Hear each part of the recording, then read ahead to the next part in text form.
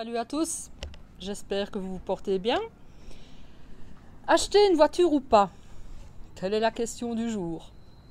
Dans cette vidéo, qui va être en 3 parties, je vais vous parler de 1. Notre propre expérience, 2. Faire le choix d'une voiture neuve ou usagée, 3. De l'immatriculation et surtout, n'oubliez pas de... Quand j'ai annoncé à ma manager que nous quittions le Canada pour venir vivre en Équateur, sa première question a été « Et pour avoir une voiture ?» Oui, je sais, pour beaucoup de personnes, ne pas posséder de véhicule est inconcevable. Ce qu'il faut savoir, quand vous immigrez en Équateur, vous ne pouvez pas importer de véhicule à moteur, sauf sous des conditions très strictes. Nous avions pris nos renseignements, puisqu'au départ, avant la pandémie, notre projet était de partir du Canada jusqu'à la Terre de Feu pendant 1 an et de terminer notre périple ici en Équateur où nous voulions nous établir. Donc on savait dès le départ qu'on n'aurait pas pu garder notre pick-up aménagé. En vivant à Cuenca, la question d'une voiture ne se posait pas, le système de bus et de tranvía, le tram local, étant bien développé. Si vous voulez que je vous en parle, laissez un commentaire en dessous de la vidéo. En arrivant sur la côte, la question a commencé à se poser car les municipalités sont plus éloignées les unes des autres et les bus ne sont pas toujours très proches de l'endroit où vous viviez. Et en plus, quand vous devez vous y rendre, le soleil peut taper très fort. Notre projet de visiter les autres pays d'Amérique du Sud n'étant toujours pas tombé à l'eau, nous avons décidé d'acheter un véhicule. La première étape a été pour Thierry d'échanger son permis canadien contre le permis équadorien. On vous en a déjà parlé dans une vidéo précédente. Voiture neuve ou usagée? On va commencer par le plus simple, la voiture neuve, et vous verrez pourquoi nous avons choisi cette option. Selon la marque et le modèle, les prix varient très fort et peuvent vous sembler très élevés. Toutes les marques ici sont représentées, tant nord-américaines qu'européennes ou asiatiques. En 2022, la voiture la moins chère est la Kia Picanto, qui est au prix de 12 999 $. Pour l'achat, c'est très simple. Vous vous rendez chez un concessionnaire avec votre permis étranger, mais il n'est valable que 6 mois, ou votre permis équadorien, votre argent, and that's it. Vous signez les papiers, le concessionnaire s'occupe de tout, de l'immatriculation et du titre de propriété. Nous avons attendu 2 semaines pour notre pick-up, car c'était le nouveau modèle 2022 et il était en cours de fabrication. En ce qui concerne les voitures usagées, tout d'abord, leur prix reste très élevé. En plus, quand vous achetez usagé, vous achetez les problèmes des autres si vous n'êtes pas chanceux. Pour vous donner un exemple, ma petite Chevrolet Aveo de 2007 avec 90 000 km valait encore 3 500 $ il y a 2 ans quand je l'ai vendue. J'ai regardé le même modèle la même année ici avec 200 000 km. Elle se vend encore à 7 800 $.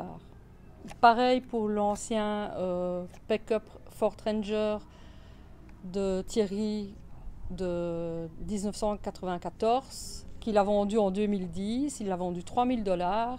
On a regardé ici pour le même, il se vend encore aussi 7 800 $.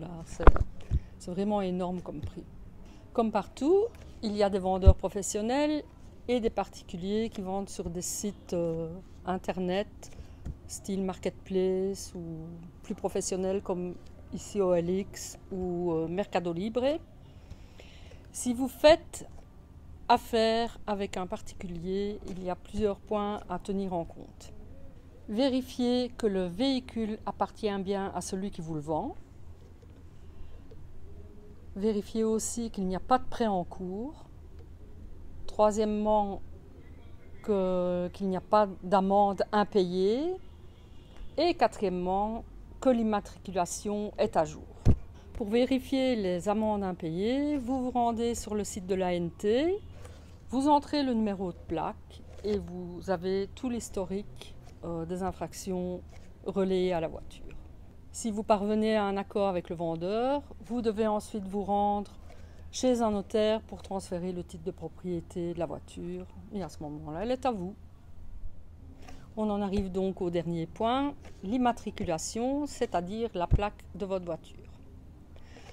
Lors de la mise en circulation d'un véhicule neuf, une plaque lui est attribuée et le suit toute sa vie. Vous recevez au départ une copie papier officielle de l'ANT de votre numéro de plaque que vous devez apposer à l'avant et à l'arrière de votre véhicule. Ne soyez pas surpris, c'est tout à fait normal. La première lettre de la plaque désigne la province dans laquelle la voiture a été immatriculée. Pour la nôtre, par exemple, c'est Y puisqu'elle est immatriculée dans le Santa Elena. Pour le paiement de la taxe annuelle de votre véhicule, vous devez vous référer au dernier chiffre de la plaque. En l'occurrence, pour nous, c'est le chiffre 0, donc on doit payer en novembre. Pour savoir le montant dû, et comme il n'y a pas de service postal ici, vous devez vous rendre sur le site SRI, entrer votre numéro de plaque et vous avez ainsi ce que vous avez à payer. Par exemple, pour nous, cette année, comme c'est un véhicule neuf, on doit payer 502 $. Maintenant, les prix diminuent au fur et à mesure des années. Vous pouvez en voir un exemple ici. Ce qui nous a surpris, c'est le délai pour recevoir notre plaque en métal. La Litran, qui est le service d'immatriculation ici à Santa Elena, se rend une fois par an en janvier à Quito pour récupérer toutes les plaques des voitures qui ont été mises en circulation pendant l'année précédente. Ce qui fait que pour recevoir notre plaque, ça a mis 8 mois, de mai à fin janvier quand on est allé la chercher. Une dernière chose dont il faut parler, le carburant. Ben oui, quand on a une voiture, il faut bien mettre du carburant. Ici en Équateur, le prix est subsidié en partie par le gouvernement. Après des hausses, il y a eu des manifestations et des blocages pendant quelques mois. Le gouvernement a donc décidé de geler les prix, c'est-à-dire que depuis le 23 octobre 2021, le prix pour l'extra et l'éco-país est à 2,55 $ le gallon et le diesel est à 1,90 $ le gallon. Parce que ce sont les deux carburants qui sont le plus utilisés par les transporteurs, les bus et les taxis. Le prix de l'extra, de la super, quant à lui, augmente un petit peu tous les mois. Acheter une voiture ou pas, c'est un choix personnel. C'est un gros investissement à l'achat, que ce soit usagé ou neuf, mais le prix des carburants reste raisonnable. Vous avez l'option de prendre une assurance privée qui couvre votre véhicule, mais sachez que dans les frais d'immatriculation annuels, vous avez une partie qui est dévolue, elle s'appelle le SPPAT. Cette partie est dévolue aux dommages corporels suite à des accidents sur la route. Et elle couvre les conducteurs, les passagers et les piétons. Voilà, notre vidéo est terminée. On va continuer à profiter de l'air un peu plus frais car on est dans la période bien chaude. Je vous dis à bientôt. Ciao, ciao!